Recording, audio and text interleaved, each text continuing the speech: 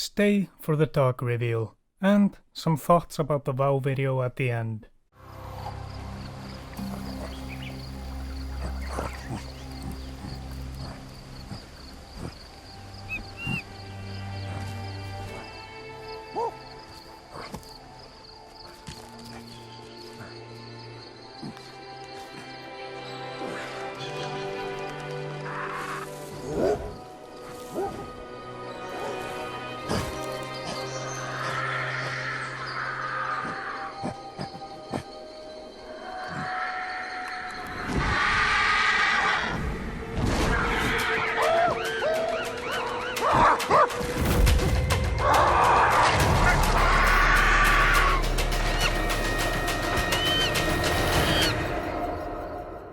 Wow, what an intro.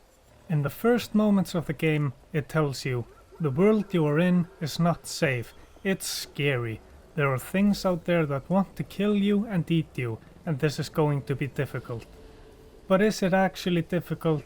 No, not really. I think right from the start you can dodge predators. At least the first time I encountered one, I could dodge it, and even then I had no idea how dodging works. And I would get attacked, and even then I would always get away. Except for that one time where I swam to an island to look at a meteor, and I got attacked by 2 or 3 alligators. At least the baby monkey survived. So, the game is kinda easy, but even then, it's still a lot of fun. Ancestors is a survival game, and it has some limited building and crafting. These are apes, they aren't really known for their craftsmanship. The overall goal in the game is to evolve into one of the less hairy homos. That is a mental image. But it is what our ancestors were called, and what we are called. So, the game is a lot more about learning what you can do with the environment, and kinda teaching these apes how to evolve into what will eventually be Homo sapiens. And the game does not hold your hand in that process. If it did, it would ruin the experience. The game will give you hints and kinda point you in the general direction of what you need to do. So mostly it ends up being, what happens if I take 2 rocks and bang them together, and then you get something out of it. Maybe you take a stick and hit it with a rock. This is kinda like History Channel, the game, or maybe Animal Planet. Originally, when I bought the game, I bought it on the premise of, haha, funny monkey game. And then that turned into, wow, okay, this is actually really fun and engaging, and I got really addicted to this game. Let's get into actually playing the game, how you control your ape. Your apes will start walking around slowly on all 4s. You can of course eventually teach them to walk exclusively on their legs. Your ape is also chronically right-handed, God's hand as they call it. My dad's actually left-handed. Too bad he's going to hell for that. I really like the guy. You pick things up with the right, and you will be able to put items from your right hand into your left. And then you use the item in your right hand, most likely a rock, to beat the shit out of the item in the right to see if it changes somehow. You also need to have the item in your right hand if you're going to use it somehow. Are you starting to appreciate how much you can use your left hand in real life? I know I am.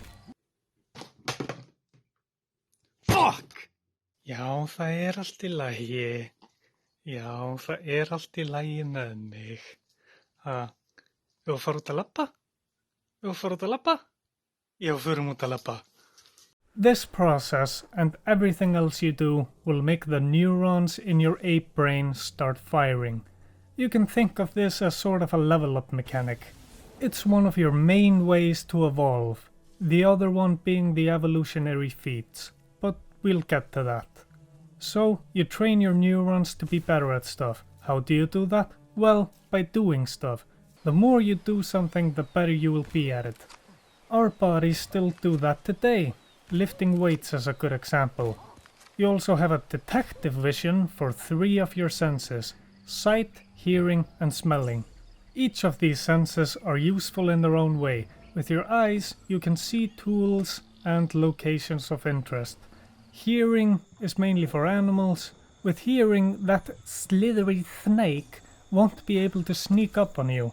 However, the black panther is a very quiet predator, and you might not be able to hear him, so you'll have to smell him.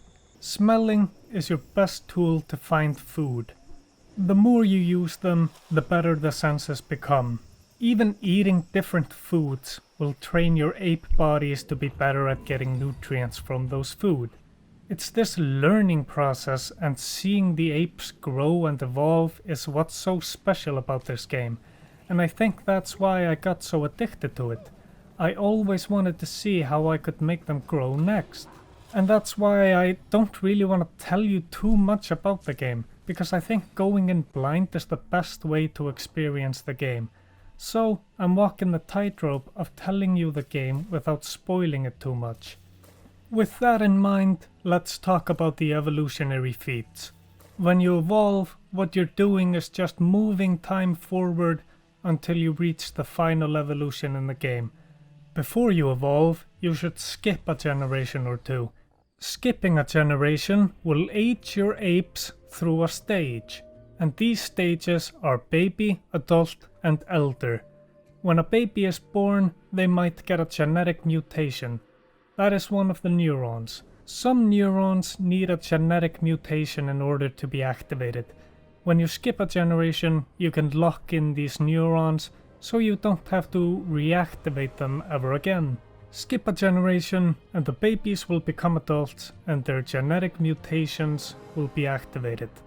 Now is a good idea to evolve, if you have done at least one evolutionary feat.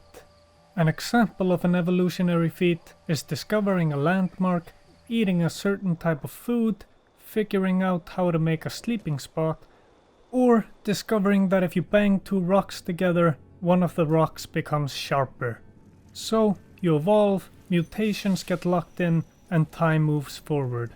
If you move time forward enough, you will evolve into one of our more recent ancestors. And some of our ancestors have some traits, like being able to handle weather better. And our ancestor Lucy, Australopithecus afarensis, is in here. She had that dumb movie named after her. She is no Scarlett Johansson, but she'll do. Don't be afraid of evolving and skipping generations. I was kinda afraid of it at first, and I don't remember why. You have everything to gain from evolving and skipping, so do it when you can lock in the 6 or 7 neurons the game allows you to lock in. How many you can lock in is tied to how many babies you have.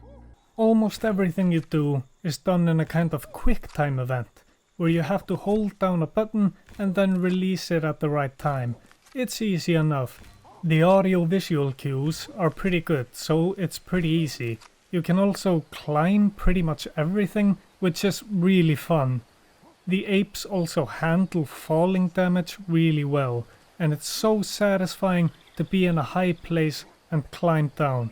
You will jump down at another climbing place, and the monkey will slide down, and it feels awesome to see every time. I forgot to tell you about the birds and the bees. When a daddy ape and a mommy ape love each other very much, one of them eats the bugs off the other one's back, and then one of them gets on a sleeping spot and screams at the other one to get on the bed.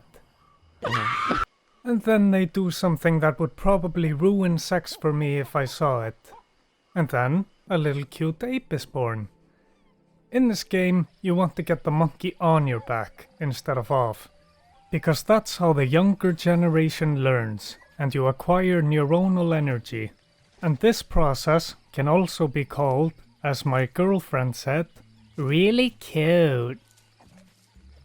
Now we have covered in general the control over the apes and what you can do. So we can go into my feelings and opinions about the game. Some of these could be spoilery, so if you want to go in completely blind, do that now. I highly recommend it.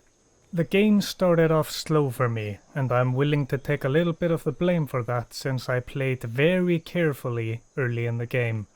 But you start as the missing links, and they are pretty slow, but once I got a little further in, The game snowballed and I was progressing very fast, and then at the point where I had gotten a lot of the evolutionary feats, the progression was slow again, and I had to deliberately seek out evolutionary feats. This was at the end stages of the game, and deliberately seeking them out made me kinda bored.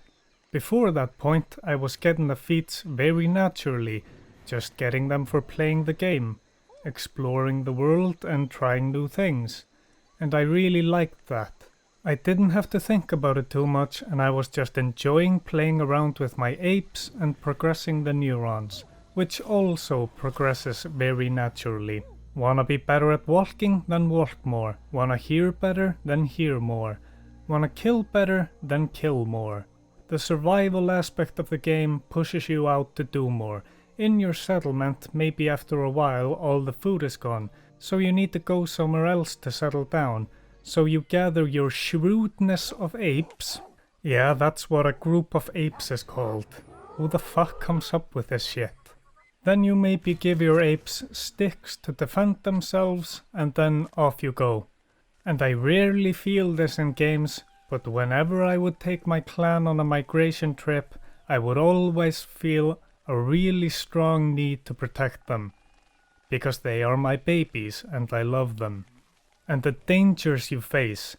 Suddenly, one of your apes will get attacked by some form of panther or tiger, whatever it is, and sometimes your apes will defend themselves, but if they don't, you either have to rush in and attack the panther, tiger, lion, or intimidate it. Instead of explaining how intimidation works, here's a video demonstration by a Swedish guy.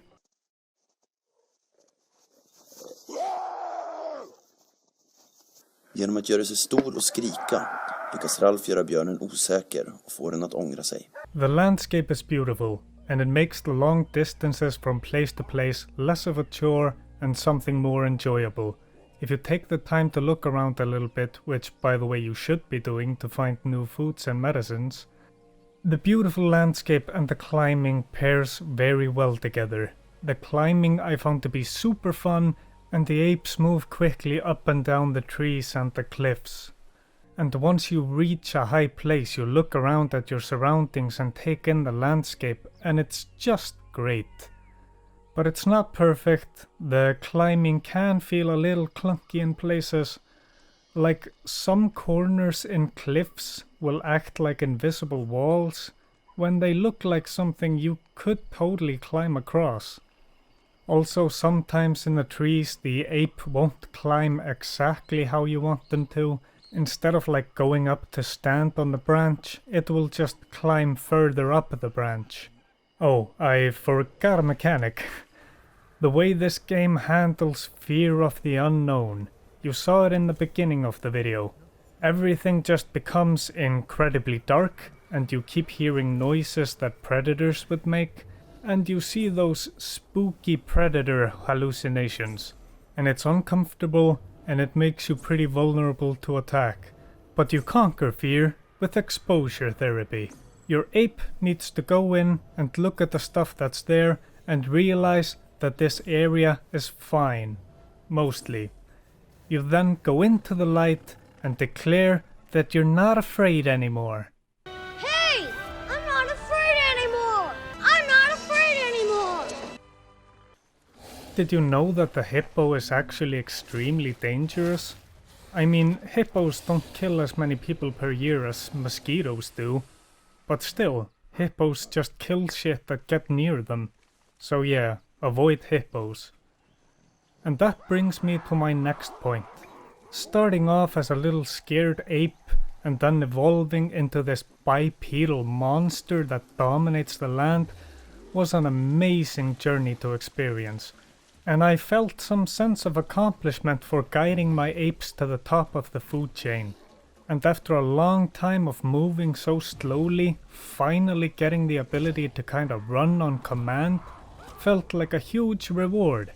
But you could also think that moving slowly is a bit of a slog, a bit boring maybe, but I didn't feel that way. And the running button is also the jumping button. It would be nice to have a separate button for running, but it didn't bother me too much. And I just worked that into how I would traverse the terrain. There is some stuff in the game I am not covering, that you can experience for yourself.